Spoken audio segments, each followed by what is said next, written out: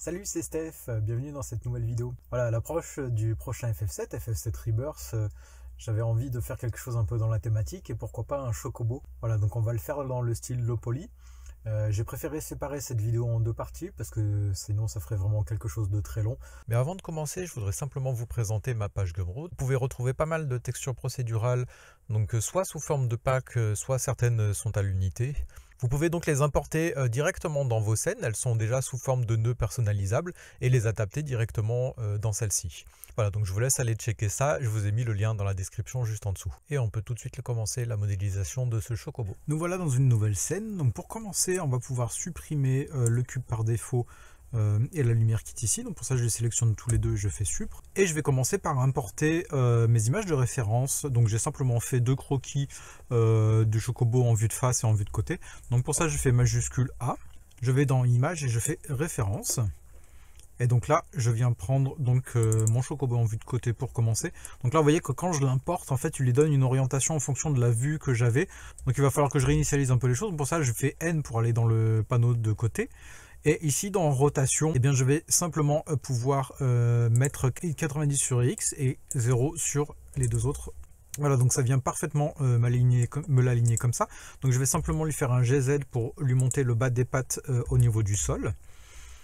Et ensuite, je fais la même chose, donc image majuscule A, image référence. Je viens chercher ma vue de face.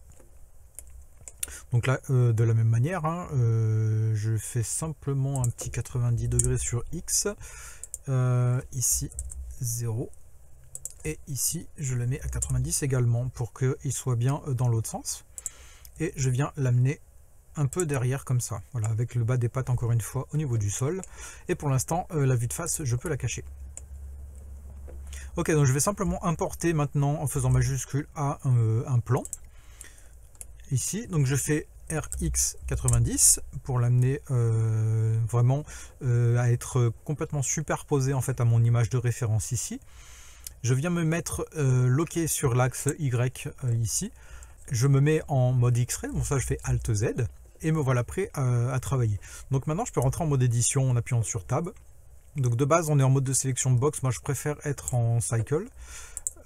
Ensuite je peux commencer à venir aligner les vertices à mon croquis qui est derrière. Donc je commence par le cou parce que je trouve que c'est ici que c'est le plus simple. Et ensuite donc je viens chercher les deux vertices qui sont vers le haut et je vais faire une extrude avec eux. Et je vais commencer à lui donner sa forme globale. Donc simplement, ça revient à peu près à décalquer. Donc ici, je vais mettre des vertices à chaque fois aux endroits où je vais devoir faire une extrusion pour créer, si vous voulez, ce qui n'est pas dans l'alignement de la base du corps. Donc pour l'instant, c'est un peu vague ce que je dis, mais ça va être plus compréhensible par la suite. Vous voyez qu'ici, j'ai une vertice de chaque côté du bas du bec. Ça va me permettre de faire une extrusion pour faire le bas du bec jusqu'au bout. Voilà, donc je continue à lui donner la forme de base de la tête. Ici, donc là, je vais plutôt me placer au milieu du bec pour commencer. Hop, je monte jusqu'en haut du bec. Et je pense que c'est plus logique comme ça. Voilà. Et je viens me placer comme ça. On est plutôt pas mal. Ok, donc maintenant, on va continuer vers le bas. J'attrape les deux vertices vers le bas. Je fais une extrude. Voilà. Et je vais faire comme ça pour toute la base du corps. Donc la base du corps, ça comprend donc la tête sans le bec et les plumes ici.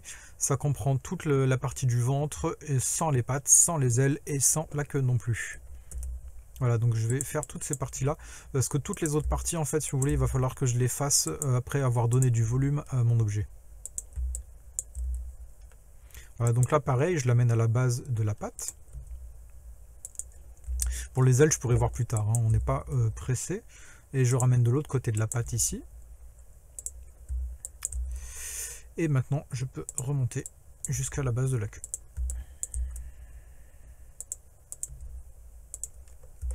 Voilà. Et je suis déjà prêt à donner du volume à tout ça. Donc pour ça, je fais A pour tout sélectionner. Je fais E et je viens donner du volume, alors sans trop en donner pour commencer. Et là, on est plutôt pas mal. Donc là, maintenant, je peux enlever... non pas mon plan mais mon image de référence. Voilà, je enlève le mode extrait et je vais venir sélectionner toutes les faces qui sont à l'intérieur ici. Hop, et je vais les supprimer en faisant X face. Voilà, donc ça va me permettre de mettre, si vous voulez, mon objet en miroir. Donc pour ça, je vais dans Modifier Properties ici, Add Modifier, et je rajoute un miroir. Voilà, donc de base, il me l'ajoute comme ça. Alors, j'ai pas validé la rotation de mon plan tout à l'heure, donc c'est une erreur de ma part. Je quitte le mode édition, je fais CTRL A et je valide la rotation. Voilà, donc moi, je viens placer mon miroir sur l'axe Y de cette manière-là. Ok, donc on va pouvoir continuer. Je remets mon image de référence comme ça. Et on va pouvoir lancer... je vais commencer par les pattes, tiens. Voilà, donc là, ce qu'on va faire, on va simplement rajouter une coupe ici. Qui va nous permettre, en fait, si vous voulez, de faire partir notre patte. Alors, pourquoi je rajoute cette coupe? Parce que si je prenais simplement cette face-là, eh bien, ça va me faire partir quelque chose qui va rester collé à mon axe de symétrie. Or, il faut bien que j'ai de l'espace entre mes deux mets de patte, de l'espace de vide. Donc, voilà, ça, c'est important de le faire. Ensuite, il faut bien que j'ai activé le clipping ici pour que les vertices qui sont contre l'axe de symétrie restent bien collés à l'axe de symétrie. Voilà, donc je vais simplement attraper cette face-ci. Je l'extrude avec un E et là je me remets sur l'axe Y, voilà comme ça. Je me mets en mode de vue de vertice et je vais commencer à venir les placer sans utiliser le scale, hein, parce que voilà, si je me mets de côté pour vous montrer, si j'utilise le scale, ça va bien modifier la taille de ma face sur tous les trois axes. Moi, c'est pas ce que je veux. Je veux vraiment juste aligner mes vertices uniquement par rapport à l'axe Y ici. Donc en étant en mode X-ray, ça m'assure de bien attraper la vertice qui est également derrière. Et voilà, ça me permet de travailler comme je le faisais tout à l'heure avec simplement mon plan, ici en étant même en volume. Voilà, donc je viens faire la forme de ma patte comme ça jusqu'ici. Ici, je fais une extrude jusqu'en bas. Et ça me donne la forme de base de ma patte. Alors pour l'instant, ça me manque cruellement de volume tout ça. Je vais simplement faire une pause ici pour la patte, pour venir donner un peu plus de volume au chocobo. Donc pour ça, on va rajouter une coupe ici. Je la valide au milieu. Donc pour rappel, pour la coupe, c'est CTRL R. Je viens prendre toutes les vertices qui sont au centre là. Et je fais un GY pour venir les déplacer sur l'axe Y comme ça. Alors celle-là un peu moins, parce que ça va faire bizarre en haut de la tête comme ça. Ok, ensuite je peux choper toutes les vertices ici qui sont un tant soit peu à la verticale. Dans l'axe de la verticale comme ça. J'en ai attrapé une de trop. Alors pour invalider la sélection d'une vertice, simplement vous faites CTRL et vous refaites clic gauche dessus. Alors, ça évite d'avoir tout à refaire. Là je fais 2 fois G pour venir les faire glisser en fait sur l'arête. Et ça me permet de les ramener un peu comme ça. Voilà, ça vient affiner un peu la forme. Donc là, je vais faire pareil voilà, avec le cou. Pour l'instant, je vais laisser la base du bec comme ça. J'aviserai tout à l'heure. Voilà, encore une fois, 2 fois G. Et vous voyez que ça vient vraiment voilà, affiner un peu la forme de tout ça. Ici, pareil, 2 fois G. Ok, ici, on va déjà rajouter une coupe pour venir donner plus de volume à la patte également. Je fais un GY. Ok. Et du coup, ça m'a fait la même chose de l'autre côté. Alors pour voir de l'autre côté, je vais enlever mon image de référence et j'enlève l'affichage de mon miroir dans le mode édition. Et ça me permet vraiment de voir ce que je fais au milieu. Donc là, je peux venir attraper les vertices qui sont ici. Et simplement les décaler un peu sur l'axe Y. Alors sans aller jusqu'à l'axe de symétrie, parce que sinon ça risque de les faire coller encore une fois. Voilà, on est pas mal. Je vais directement beaucoup plus les dégager sur la droite. Donc pour ça, je sélectionne tout ici, sans attraper celle-ci. Et je fais un GY pour vraiment y décoller. Si je mets ma vue de face ici... Non, on est trop. Alors je vais attraper simplement celle en haut, je vais les replacer là. On va les placer comme ça, hop. Voilà, et là on est pas mal. Ok, ça, je vais le redécaler plus sur le côté. Donc j'ai, voilà. On va vraiment lui donner plus de volume là. Voilà, là on est pas mal. On viendra encore affiner ça tout à l'heure. Ok, donc ça nous fait la base de notre patte qui est plutôt bien. Je vais venir aligner un peu plus ça comme ça. Et donc là, on a les deux parties de devant donc à faire, les deux griffes en fait, si vous voulez. Et on aura la griffe simplement à l'arrière également à faire. Donc pour ça, je vais laisser un petit espace devant. Ces deux-là, je vais les rapprocher comme ça. Hop. Et je vais venir choper les faces qui sont de côté. Alors celles-là, je peux les avancer beaucoup plus. Voilà, comme ça. Voilà, et de cette manière-là, je fais une extrusion ici. Voilà, donc une fois que j'ai ça, je peux me mettre sur l'axe Y ici. Je me mets en mode X-ray, je viens aligner mes vertices les unes aux autres de cette manière-là pour vraiment avoir voilà, quelque chose de rectangulaire le plus possible ici. Hein. Je sélectionne le tout et on va faire comme pour la pâte, simplement pour donner la forme de ici.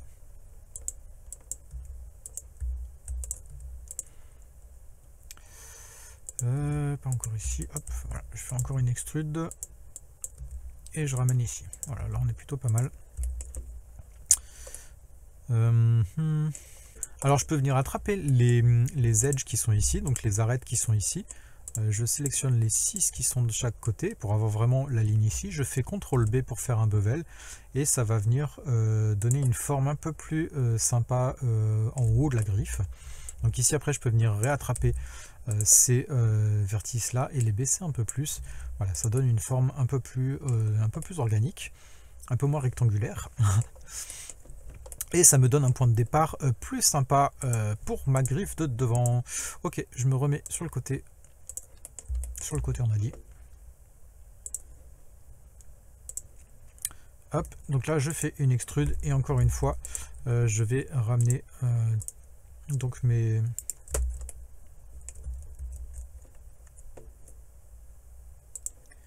Et encore une fois je vais ramener donc mes vertices, alors en veillant à bien les garder alignés, là c'est plutôt important pour que ça reste cohérent. Voilà, je refais une extrude ici. Hop. Celle-là, je vais l'aligner à l'autre. Voilà, donc ici, je vais ramener vraiment les deux vertices du bas l'une vers l'autre pour créer entre guillemets le tranchant de la griffe. Je sélectionne ma face de devant. Je me remets sur l'axe Y. Je fais une dernière extrude, je la mets d'ici et je la scale au maximum. Enfin au maximum. Voilà.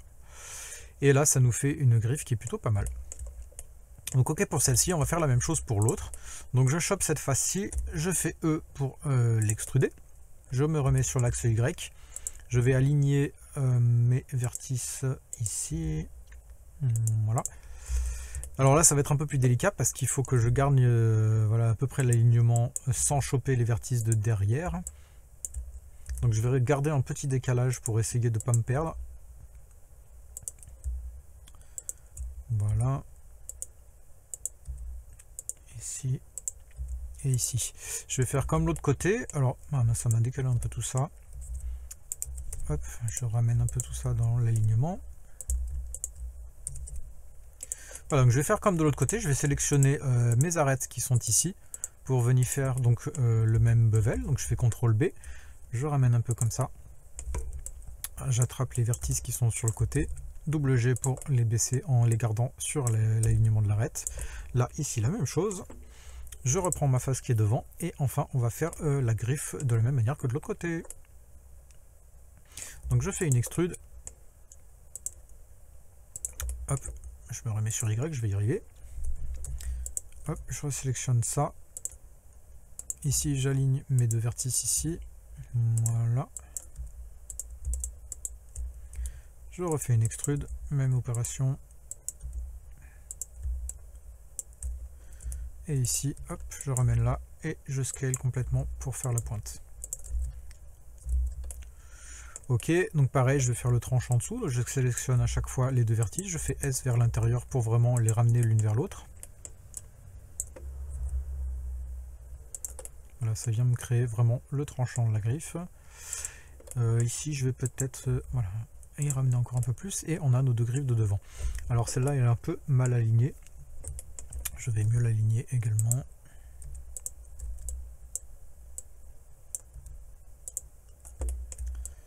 Hop, voilà. Alors par contre ma griffe est pas assez, hop, on voit pas assez la différence de taille, donc là je vais plus élargir donc la base ici, peut-être même encore plus la baisser, voilà, comme ça rend plutôt bien. Ici pareil, hop, ça manque un peu tout ça.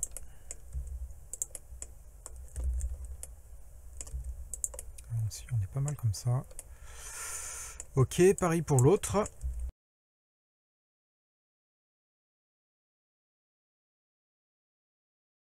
Voilà, et je pense qu'on est plutôt pas mal. Alors j'ai encore un problème d'alignement ici, c'est pas suffisamment en face. Voilà. Et là on commence à être vraiment... Bon, on est plutôt bien. On va faire l'arrière. Donc je vais derrière, je vais attraper donc la face qui est ici, donc je vais simplement l'élargir un peu. Voilà, je l'attrape comme ça. Et je vais faire pareil une extrude. Alors que je viens réaligner. Voilà. Je me mets sur l'axe X, sur l'axe Y. Je sélectionne les vertices pour les aligner encore une fois. Voilà. On n'est pas obligé d'être au millimètre, hein. Je les aligne ici, je rajoute une coupe, ça j'y monte ici, voilà, je réaligne au maximum, voilà, on est plutôt bien pour celle-là.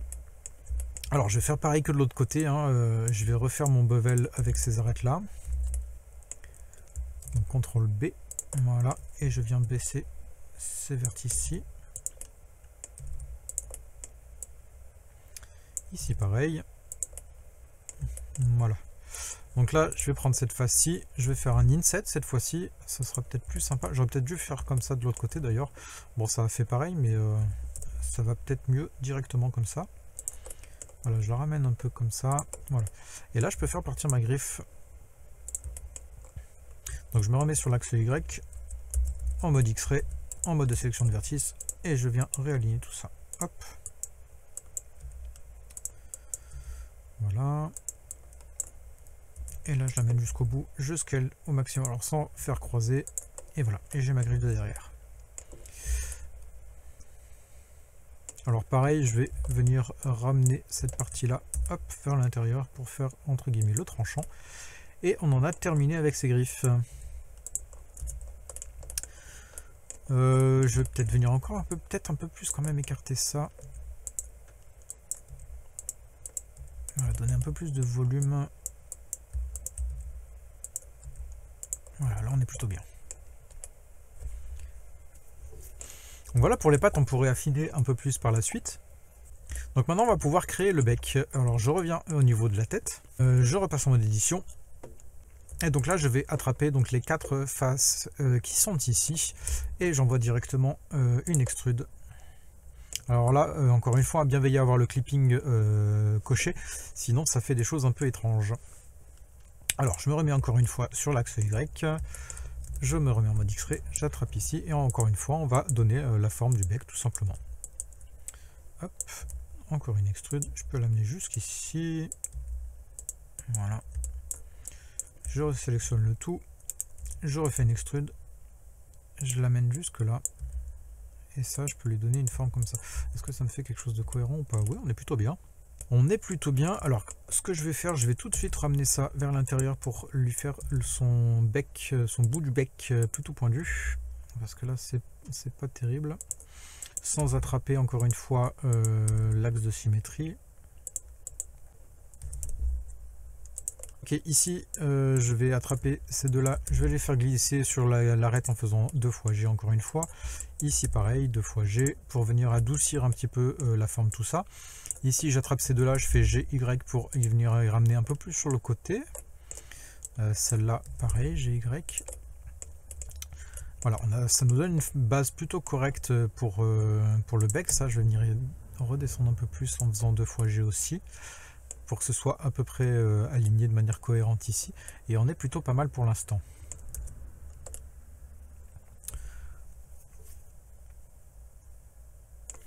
Ok, je vais peut-être ramener ça un peu plus vers l'intérieur. Donc j'ai Y et je ramène vers l'intérieur. Ça également. Voilà. Ouais, je trouve que c'est mieux. Je pense qu'on va devoir élargir un peu tout ça tout à l'heure, mais pour l'instant, c'est pas mal. On va faire la partie inférieure. Donc pour ça, je vais attraper que cette face-ci. Donc je lui fais une extrude. Je me remets sur l'axe Y. Je me mets en mode de sélection de vertice. J'y amène au bout comme ça. Hop, ici. Je me fais une coupe ici. Je ramène à peu près ici. Et je pense qu'on est même déjà plutôt pas mal. Alors ça, du coup, je vais le ramener sur le côté parce que c'est quand même pas suffisamment au bout. Celle-ci, pareil.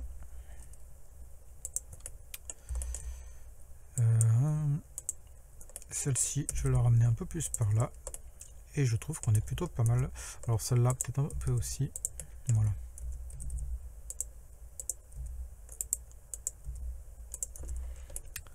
Ouais, là, on est plutôt bien. Voilà, j'espère que cette première partie de modélisation d'un chocobo en low poly vous plaît. Et puis, je vous retrouve très vite dans la deuxième partie. Allez, ciao.